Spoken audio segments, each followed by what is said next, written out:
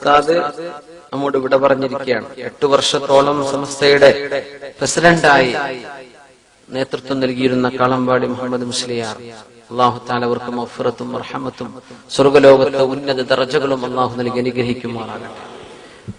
അലിമീങ്ങൾ ഒരുപാടുള്ള കാലമാണ്. പ്രസംഗിക്കുന്ന ആൾക്കാർ ഒരുപാടുണ്ട്. നല്ല ഈണത്തിൽ വാള്, അത് ശബ്ദം കനപ്പിച്ചിട്ടും ഡബിൾ കനപ്പിച്ചിട്ടും വാള് പറയാൻ കഴിയുന്നവർ ഒക്കെ ഇഷ്ടം പോലുള്ള കാലാണ്. പിന്നെ എന്തിനാ നമ്മൾ കാളമ്പാടി ഉസ്താദ് പോയതിൽ വിഷമിക്കുന്നതെന്ന് ചോദിച്ചാൽ, ഇങ്ങനത്തെ ആലിമീങ്ങൾ നമുക്കില്ല. അത് വളരെ കുറച്ചേ ഉള്ളൂ. ഒച്ചപ്പാടുണ്ടാക്കുന്ന ആലിമീങ്ങളുണ്ട്, നമുക്കത് വേണ്ട.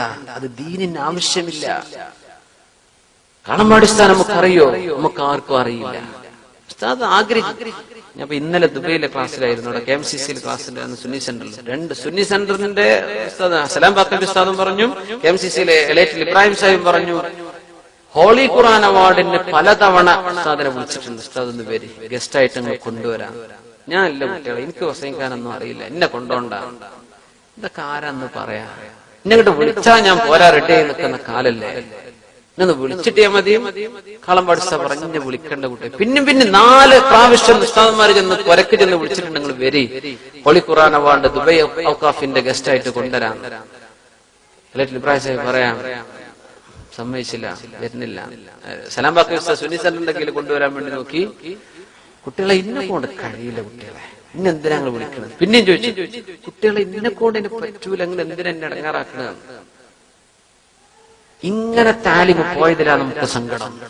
ആലിമ്യങ്ങൾ ഒരുപാടുണ്ടായിട്ട് എന്താ കാര്യം?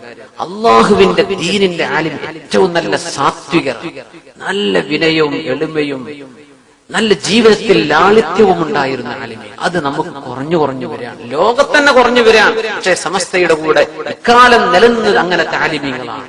അതാണ് നമ്മൾ സമസ്തയോടൊപ്പം കാണുന്ന ഏറ്റവും വലിയ ഭാഗ്യം. നമുക്ക് പൈസ ഇല്ല, നമുക്ക് പത്രാസില്ല, അതില്ലാന്ന് ഉറപ്പാണ്. നമ്മുടെ കയ്യിൽ കോടികളില്ല, ഉറപ്പാണ്. നമുക്കുള്ളത് ഈ പച്ചപ്പാവം ആലിമീങ്ങളാണ്. സമസ്തയുടെ പ്രസിഡന്റ് ആയപ്പോഴാണ് നിങ്ങൾക്ക് പ്രസിഡന്റ് നിലക്ക് കാറ് വേണ്ടേ, പലർക്കും പോണ്ടേ? അതൊക്കെ എനിക്കൊരു ഇടങ്ങേറാണ്, അതൊക്കെ ഒരു ഭാരല്ലേ. ആര്? ബഹുമാനപ്പെട്ട കാളമ്പാടി ഉസ്താദ് പറഞ്ഞു, അതൊക്കെ ഒരു ഭാരല്ലേ. എന്നിട്ട് പട്ടിക്കാട് ജാമിഅ നൂരിയ, നമ്മുടെ ഫൈസാബാദ് ഫൈസി ബിരുദം കൊടുക്കുന്ന കോളേജിൽ അവിടെ വർഷങ്ങളോളം, പതിറ്റാണ്ടുകളോളം ദർസ് നടത്തി ഒരുപാട് മുതഅല്ലിമീങ്ങളുള്ള ഉസ്താദ് പട്ടിക്കാട് ബസ് കയറി പോണം കരുവാരകുണ്ടിലേക്ക്, ബസിന്റെ കമ്പി പിടിച്ചിട്ട്. നമ്മുടെ നാട്ടിലെ ബസ് യാത്ര ആലോചിച്ച് നോക്കി. ഇങ്ങനെ താലിമ് പോയതിലാണ് നമുക്ക് വിഷമം. അതാണ് നമ്മുടെ സങ്കടം. അതാണ് ദീനിന് വേണ്ടത്. ദീനിന്റെ പച്ചയായ ദീനിനെ കാണിക്കുന്ന ആലിം.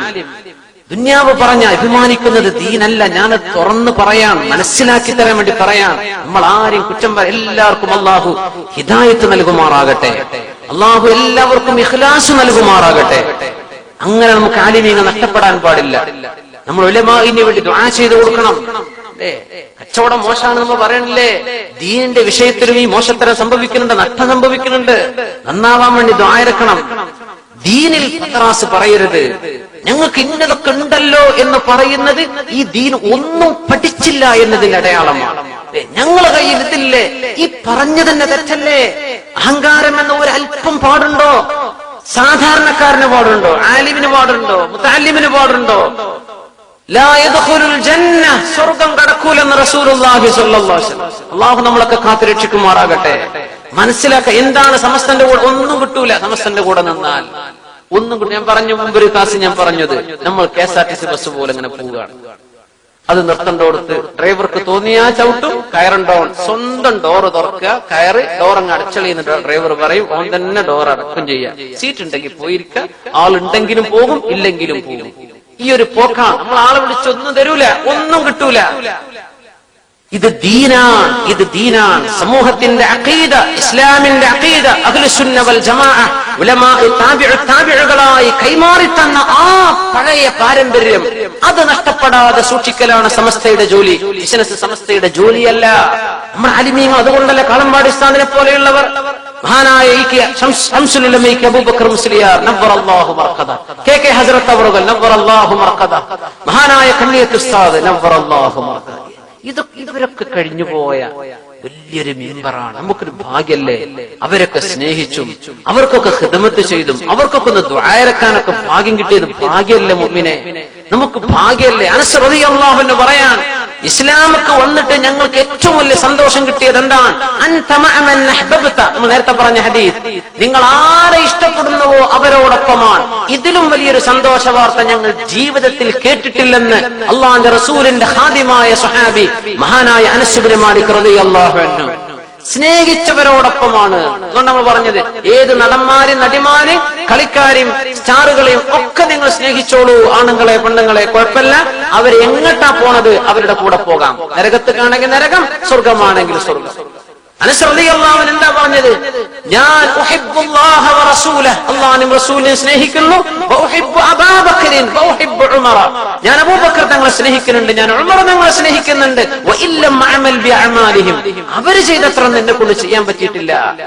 ഈ ആലിമീങ്ങളെ പോലെ നമുക്കാവാൻ പറ്റണില്ല. പക്ഷേ ഇതിനോട് നമുക്ക് ബഹുമാനമുണ്ട്, ഇതിനോട് നമുക്ക് സ്നേഹമുണ്ട്. മതി അൻത മഅമൻ അഹ്ബബ്ത, ആരെ സ്നേഹിക്കുന്നുവോ അവരോടൊപ്പമാണ്.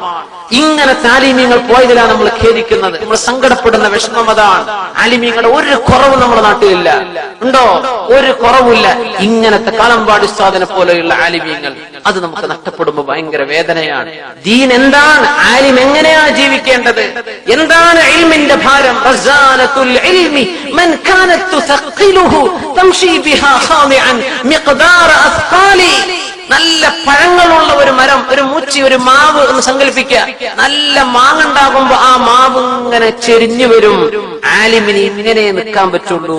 താഴേക്ക് നോക്കിയിട്ട് വിനയത്തോടുകൂടെ തലകുനിച്ച് നടക്കുന്നവനാണ് ആലിമെന്ന് ഉലമാ പഠിപ്പിക്കുക. നിവർന്ന് നിന്നിട്ട് എന്തും ചോദിച്ചോ, ഞാൻ പറഞ്ഞുതരാം. ഇതിന് ഇവർക്ക് കഴിയില്ല. അളമ്പാടിസ്ഥാനൊക്കെ ഒരു പത്ര ചോദിച്ചാൽ വല്ലതും പറയാൻ പറ്റുമോ? എന്താ സ്ത്രീ സംവരണം? ഒന്നും. എന്താ ഈ സംവരണം തന്നെ ഉസ്താൻ അറിഞ്ഞിട്ടുണ്ടാവില്ല.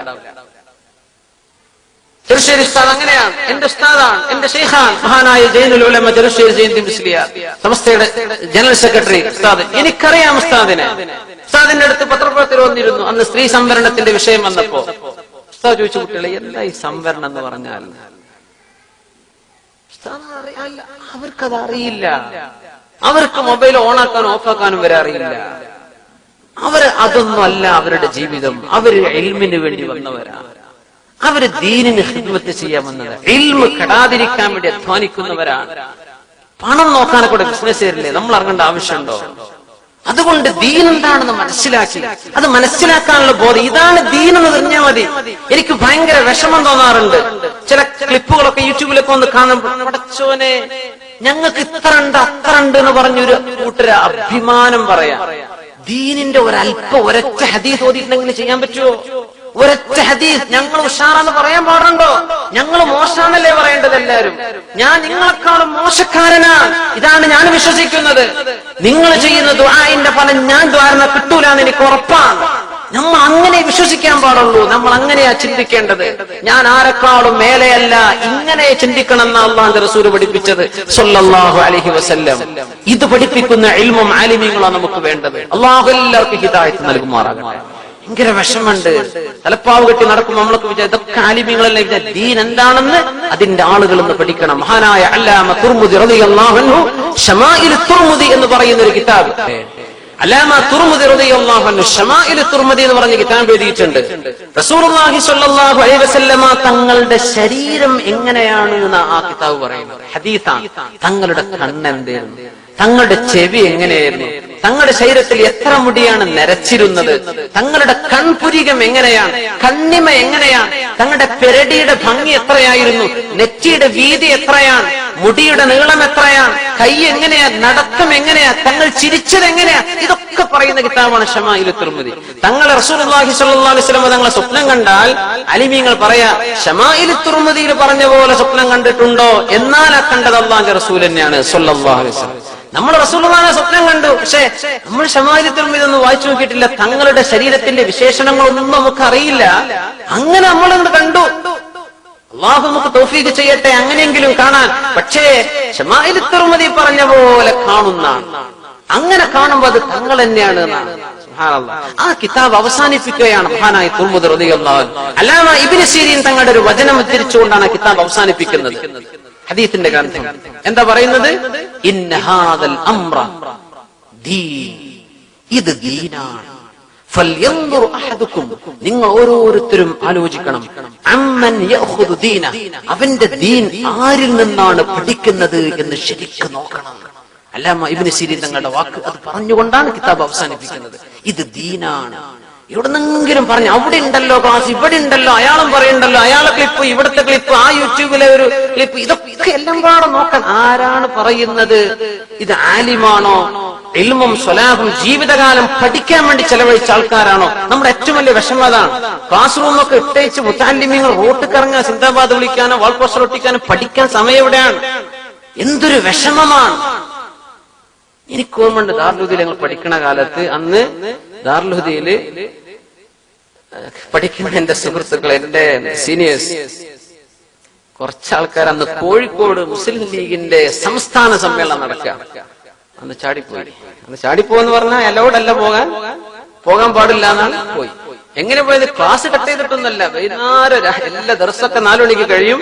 ക്ലാസ് കഴിഞ്ഞ് മഹരിബും കഴിഞ്ഞ് ബസ് കയറി പോയി. ഒരു രാത്രി തിരിച്ചു ഒന്നും ചെയ്തിട്ടുണ്ട്. അതിന്റെ പേരിൽ ദാറുൽ വരെ പുറത്താക്കിയിട്ടുണ്ട്. അത് പറ്റൂല. ദാറുൽ നിയമം അതാണ്. നമ്മൾ അങ്ങനെ ഉസ്താദന്മാരെ പഠിപ്പിക്കുന്നത്. എന്ത് വിഷയമാണെങ്കിലും സമ്മേളനമൊക്കെ നടന്നോട്ടെ, നമ്മൾ സമ്മേളനം ഒക്കെ കഴിഞ്ഞ് പഠിച്ചു കഴിഞ്ഞിട്ട് ചെയ്യാനുള്ള സംഗതികളാണ്. പഠിക്കുന്ന മുതഅല്ലിമീങ്ങൾ അതിലിറങ്ങല്ല. അവര് പഠിക്കാൻ പിന്നെ എപ്പോഴാ നേരം? നാട്ടിൽ ഫുള്ള് തന്നെ തിരക്കന്നല്ലേ, എല്ലാ നേരത്തും കൂട്ടലും പിരിയലന്നല്ലേ. പഠിക്കണ്ടേ?